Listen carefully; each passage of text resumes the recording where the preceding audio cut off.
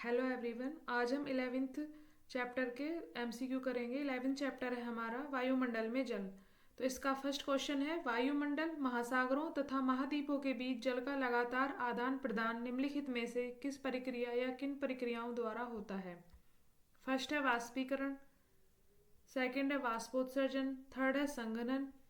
नीचे दिए गए कूट में से मिलान कीजिए। ऑप्शन ए है केवल एक, ऑप्शन बी है केवल दो और तीन, ऑप्शन सी है केवल तीन, ऑप्शन डी है एक, दो और तीन।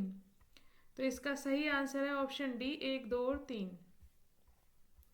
व्याख्या देख लेते हैं। वायुमंडल महासागरों तथा महाद्वीपों के बीच जल का लगातार आदान प्रदान वाष्पीकरण, वाष्पोत्सर्जन और संघनन एवं वर्षा की प्रक्रिया के द्वारा होता है।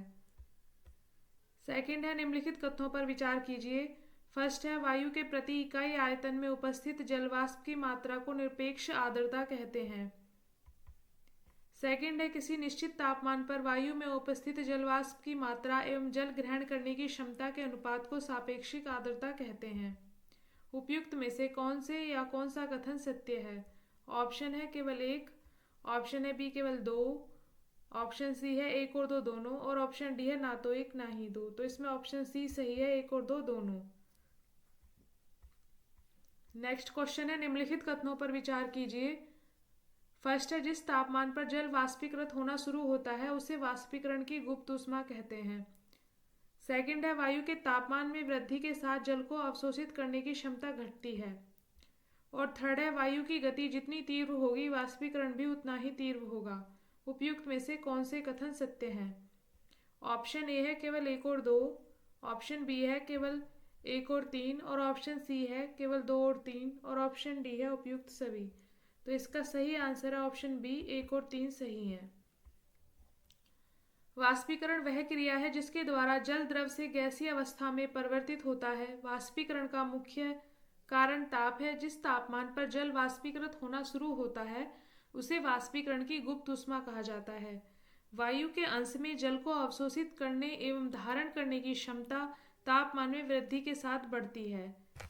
वायु की गति संतृप्त परत को असंतृप्त परत के द्वारा हटा देती है। इस प्रकार वायु की गति जितनी तीव्र होगी वाष्पीकरण भी उतना ही तीव्र होगा। नेक्स्ट क्वेश्चन है, संघनन के संबंध में नीचे दिए कथनों पर विचार कीजिए। फर्स्ट है, संघनन उस अवस्था में भी हो सकता है जब तापमान ओसांक यानी कि ड्यू पॉइंट के नजदीक हो। सेकंड है, संघनन वायु के आयतन, तापमान, दाब तथा आर्द्रता से प्रभावित होता है। उपयुक्त में से कौन सा या कौन से कथन सत्य हैं। ऑप्शन ए है केवल एक, ऑप्शन बी है केवल दो, ऑप्शन सी है एक और दो दोनों, और ऑप्शन डी है ना तो एक ना ही दो। तो इसका सही आंसर ऑप्शन सी है, एक और दो दोनों।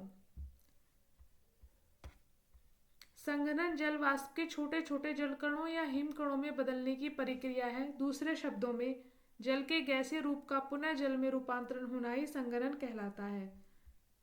संघनन वाष्पीकरण के ठीक विपरीत प्रक्रिया है। संघनन उस अवस्था में भी होता है जब आर्द्र हवा कुछ ठंडी वस्तुओं के संपर्क में आती है, तथा उस समय भी हो सकता है जब तापमान ओसांक के नजदीक हो। संघनन हवा के आयतन, ताप, दाब तथा आर्द्रता से प्रभावित होता है। नेक्स्ट क्वेश्चन है, निम्नलिखित कथनों पर विचार कीजिए। फर्स्ट है, जब वायुमंडलीय आर्द्रता धरातल के ऊपर हवा में संघनन केंद्रकों पर संघनित न होकर ठोस वस्तु जैसे पत्थर, घास तथा पत्तियों आदि पर पानी की बूंदों के रूप में जमा हो जाती है तो उसे ओस कहते हैं। सेकंड है, जब कभी धरातल पर तापमान हिमांक से नीचे आ जाता है तब वायुमंडल में उपस्थित जलवाष्प जलवृंदों के रूप में न बदलकर हिमकणों के रूप में बदल जाता है तो इसे ही तुषार अथवा पाला कहते हैं। उपयुक्त में से कौन से कथन सत्य हैं। ऑप्शन ए है केवल एक, ऑप्शन बी है केवल दो, ऑप्शन सी है एक और दो दोनों, और ऑप्शन डी है ना तो एक ना ही दो। तो इसका सही आंसर ऑप्शन सी है, एक और दो दोनों। ओस का निर्माण तभी होता है जब निम्नलिखित परिस्थितियां या अवस्थाएं एक साथ मौजूद हों। फर्स्ट है, आकाश साफ हो, हवा शांत हो, उच्च सापेक्षिक आर्द्रता हो और ठंडी एवं लंबी रातें हों। ओसाक बिंदु हिमांक बिंदु से ऊपर हो। ये सारी परिस्थितियों का होना जरूरी है। नेक्स्ट है, निम्नलिखित प्रकार के बादलों में से आकाश में सबसे ऊंचा बादल कौन सा है। ऑप्शन ए पक्षाप मेघ, ऑप्शन बी है कपासी मेघ, ऑप्शन सी है स्त्री मेघ, और ऑप्शन डी है वर्षा मेघ। तो इसका सही आंसर ऑप्शन ए है, पक्षाभ मेघ। वायुमंडल में स्वतंत्र रूप से उपस्थित जलकणों या हिमकणों के समूह जिनका निर्माण वायुमंडल में अंतर्निहित जल वाष्प के संघनन के फलस्वरूप होता है, बादल कहलाते हैं। ये प्राय झुंड या समूह में होते हैं। ऊंचाई, विस्तार, घनत्व तथा पारदर्शिता या अपारदर्शिता के आधार पर बादलों को 4 रूपों में वर्गीकृत किया जाता है: पक्षाभ मेघ, कपासी मेघ, स्त्री मेघ और वर्षा मेघ। पक्षाभ मेघ सर्वाधिक ऊंचाई पर पाए जाने वाले बादल हैं। पक्षाभ मेघों का निर्माण सामान्यतः 8,000 से 12,000 मीटर की ऊंचाई पर होता है। ये पतले तथा बिखरे हुए बादल होते हैं जो पंख के समान प्रतीत होते हैं। ये हमेशा सफेद रंग के होते हैं। नेक्स्ट है संवहनीय वर्षा के संबंध में नीचे दिए गए कथनों पर विचार कीजिए।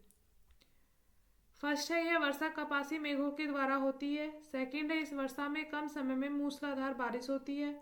और थर्ड है, यह वर्षा विषुवतीय क्षेत्रों तथा उत्तरी गोलार्ध के महाद्वीपों के भीतरी भागों में होती है। उपयुक्त में से कौन से कथन सत्य हैं?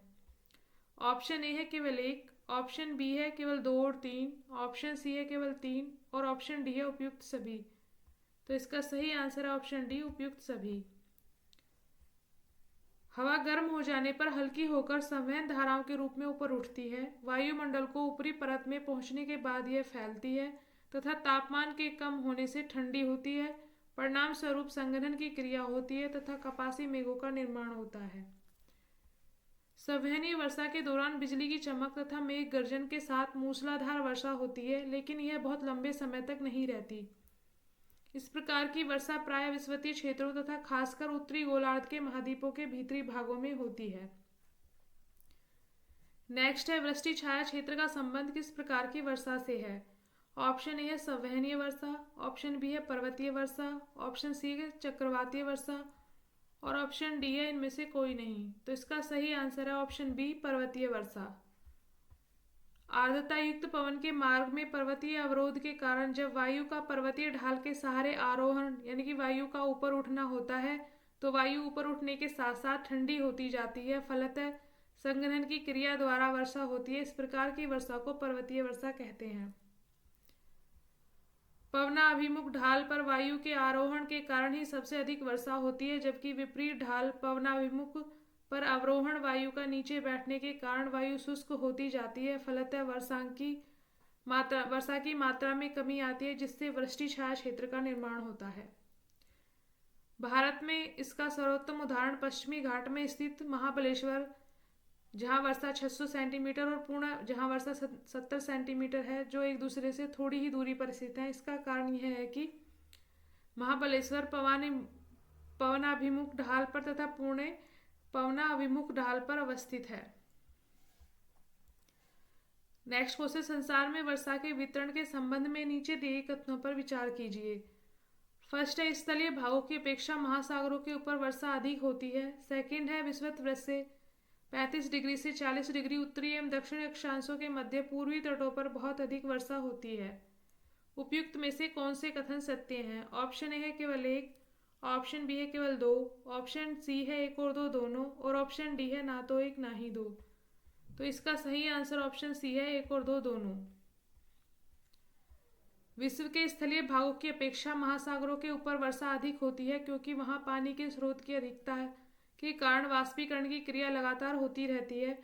विषुवत वृत्त से 35 डिग्री से 40 डिग्री उत्तरी एवं दक्षिणी अक्षांशों के मध्य पूर्वी तटों पर बहुत अधिक वर्षा होती है तथा पश्चिम की तरफ यह घटती जाती है, लेकिन विषुवत वृत्त से 45 डिग्री तथा 65 डिग्री उत्तरी तथा दक्षिणी अक्षांशों के बीच पश्चिमा पवनों के कारण सबसे पहले महाद्वीपों के पश्चिमी किनारों पर वर्षा होती है तथा यह पूर्व की तरफ घटती जाती है।